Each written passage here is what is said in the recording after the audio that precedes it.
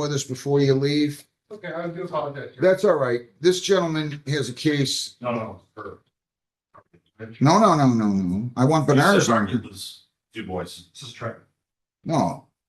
Yeah, I don't know what Du Bois has on. This gentleman right here, Sawela, Martin Sawela, or what's your name again, sir?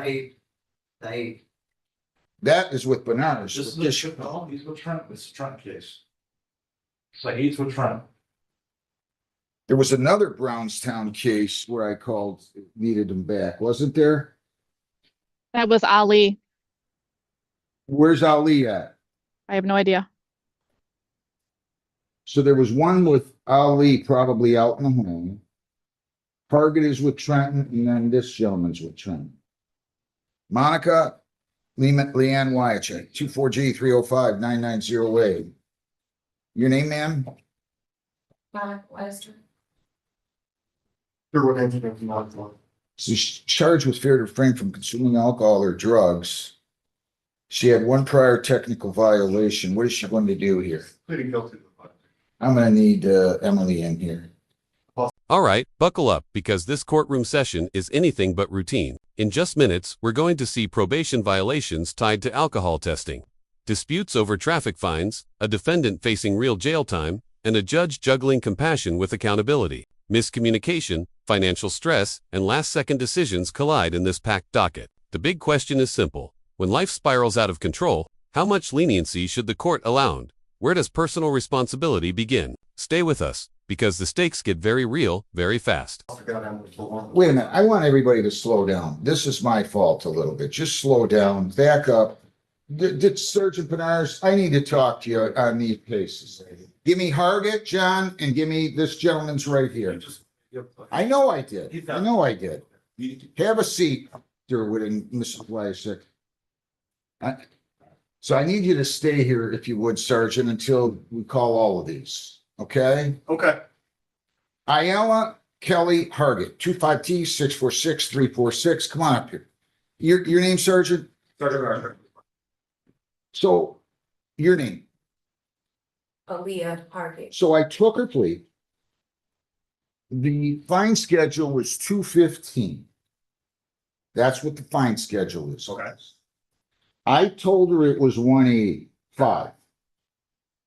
She told me that you told her that it was going to be $100 less than the 215. So it'd be cheaper. It's usually right around 150 is what I said. Well, but remember, this is a $215 ticket. I didn't know if it adjusted. I don't know how the fines work. Yeah, I know. I'd encourage you not to tell them that because I do float them around depending on what records are. I'm not going to reduce it. If you want me to allow you to withdraw the plea, I will. She says she didn't do it, is what she's saying. Right. Yeah, we had that conversation. So operating vehicle while on cell device, this is Officer Honeycutt. So I'm not going to reduce it, but I will allow you to withdraw the plea if that's what you want to do and set it for a formal. But if you set it for a formal, I want you to be aware, if you lose, this is going on your record. I'm not saying you're going to lose, but it is going to go on your record if that's what you decide to do. Yeah. Do you want a minute to think about it?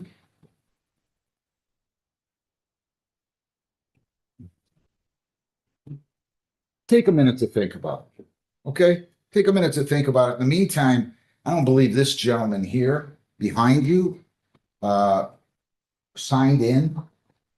Yeah, this is the one I turned in with You turned in for free tickets. You turned in for default. Yeah, I called the lobby and there was no sign in. I know. We get that every All day. right, so Okay. if you want to start the discussion, Director, and then come back in. Yeah, Okay. talk to him and then you can bring that back in and then we're gonna see what Ms. Hargett wants to do. Okay. All right, I'm sorry. Recalling Monica Leanne Wyachek. 4G305-9908. All right, ma'am, your name again? Wester. Detective who? Sure, what makes about Monica I mean, Watson. am I saying This detective? is Ms. Tessino's case. She's also here on one of the Zoom matters, Mr. Sharp there. All right, so we need to call Emily in. If you plead guilty, she said she's going to plead guilty, right? Yes. If you plead guilty here, ma'am, you could get 10 days. Do you understand that? Did you sign the advice of rights form? Did you read it and understand it? If you plead guilty, you'll be giving up all those rights and there will not be a hearing or a trial. Do you understand that? Nice and loud for me. To the charge of failure to refrain from consuming alcohol, testing positive on a chemical test on September 16 and 25, how do you plead? Guilty. Did you drink alcohol within the 3 days before that? Yes. Anybody force you to plead guilty? Oh, I'm gonna accept your plea. Where did you drink at? I know. With who? I'm gonna accept your plea. All right, did somebody call Emily? Good. What do you want to tell me? Judge, I think she was within 10 days of being off probation. She and her husband are both out of work. They've got extreme financial stress. They've got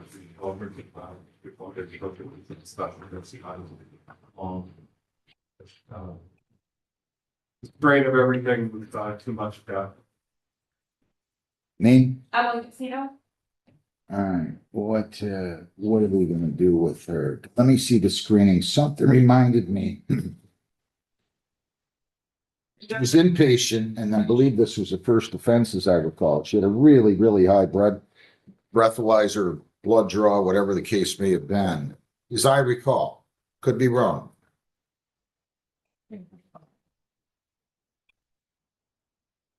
Something else too, wasn't there?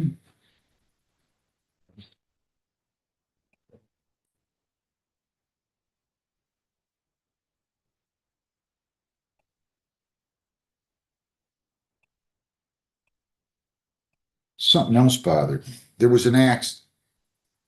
Do you have the police report?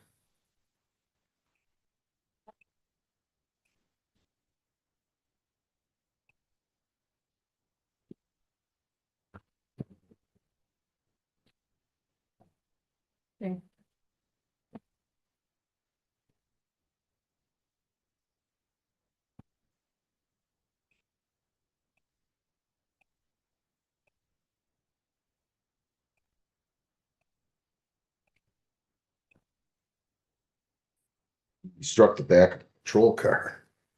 I remember now. Okay. All right.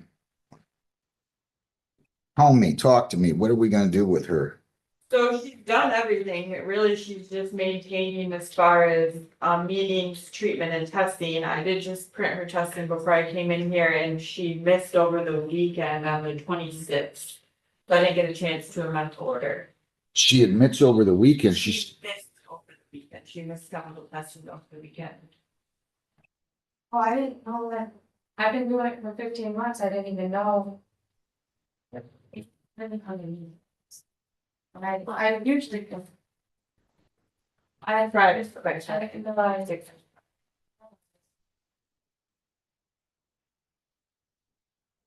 you're still working, right? Why, what happened? Oh, I got let go. Not as a result of this. Let go on August 13th. I was trying to pull out as long as I could, but I got my husband to get back to work and it's kind of bleeding me. What's going on with, why'd they let you go? Well, I've been working 13, 14 hours a day for the last 10 months. I don't get home to 3 anymore. I haven't been home for my kids or anything. They have like a point system, so I've been coming in late, you know. And they just haven't let me go, but they told me if I put in my 2 weeks notice that they can rehire me, but it's like a different director and all this stuff, so I don't have that time to wait for it, because now I'm out of work and I'm the only one that was paying all the bills. And doing everything. Now I ran out of money.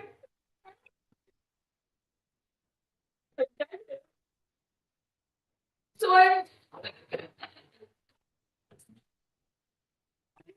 that's why I'm trying to. Is DNA open?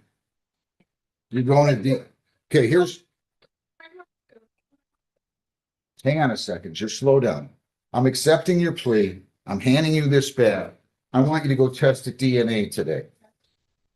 Okay, you're gonna test the DNA today. What's that?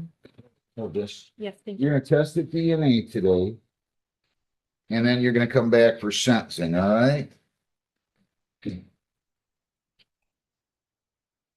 Where is the registered? There it is. Okay, so defendant to test today. When is Mr. Haynes here again? When can we set this sentence for? October 27th at 8:30. Actually, I don't have anything earlier than that. Your next probation day is a holiday. Jeez. There are other days when I'm here, Yeah, give me a date when you're here. 17th. I figure out next week on the 6th, doing the arrangements. We'll have the test back by then. October 6th at 8:30. Okay? Yeah.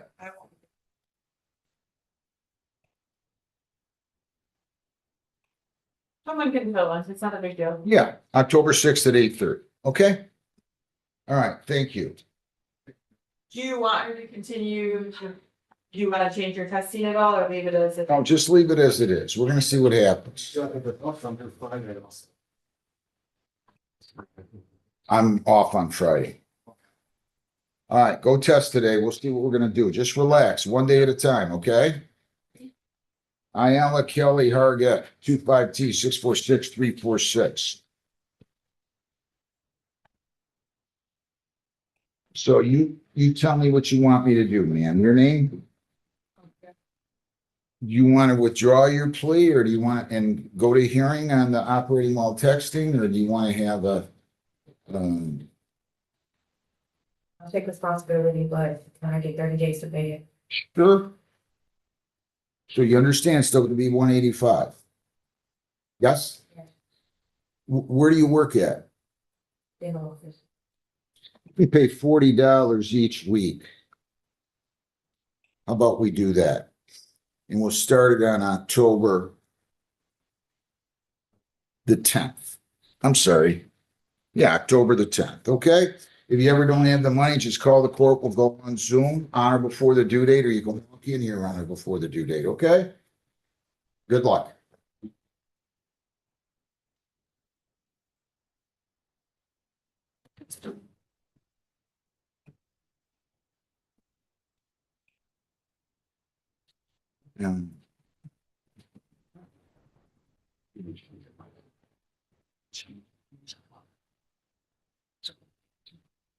I started one, they got right at 16. Just welcome. Just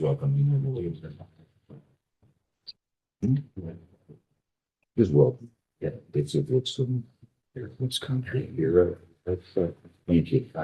Bianca, what? You always take one. Which one's that? We had this gentleman? Yeah. We'll take Yeah, that. he's been here since 8:45. Yeah. Come on up here, sir.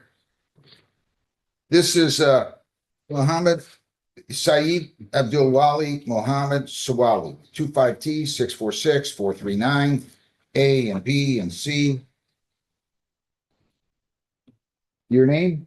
So you're gonna plead to impeding, right? On file 1. And you're gonna plead responsible to expired plate, and then they're going to dismiss the no insurance, right? Yes, sir. And your name? Started by our police department. And that's the offer, right? Yes, Your Honor. To the charge of expired plate, responsible or not responsible? To the charge of impeding traffic, responsible or not responsible? Okay, so I'm gonna accept your plea to impeding traffic on the first file. I'm going to charge. I'm gonna let this go, but you really, I'm not sure you qualify for all this to be, well, yeah, you do. Yeah, you do, but 175 on the impeding charge and 135 on the expired plate, and the no insurance is dismissed, okay? Yes, sir. So you gotta pay 310. Can you pay that? 320. Okay, good enough. You go down the hall and take that and you're all set. Bianca Williams. Thank you. Thank you very much. Is Bianca This is where the courtroom tone shifts. What started as a technical probation violation suddenly turns deeply human. 15 months of compliance, missed tests, job loss, financial collapse. This is the reality many defendants face behind the paperwork. Probation isn't just about staying sober or showing up. It's about maintaining stability in a system that doesn't slow down when life falls apart. The judge listens, but notice sympathy doesn't erase responsibility. The court acknowledges stress, but still requires testing and accountability. So ask yourself, should hardship excuse violations, or does the system have to stay strict to work at all? Williams here, 25W839913. Sergeant, Lieutenant Toller, come on up here, right? Your Honor, I was told, that Your name? Detective Lieutenant Toller would able to be, She was on Zoom and you were late. that is correct, Your Honor. Reschedule this one, Judge. Lisa. I'm not even gonna write anything down. Just reschedule it. I'll have them bring the file down, okay? Thank you. Thanks a lot. Do you mind taking that down to her, please? Mark Dow, Mark Patrick Dow the third, 24G306088, 24G306078. And then I have these other three files. 25G306644, 25G306575, and 25G306516. Your name? Mark up. Lisa, did his dad call or grandfather call and allow us permission to apply the bond? Yes, he did. All right, so we're gonna close out. Let me just do this. Defendant's grandpa called. Gave permission to apply bond.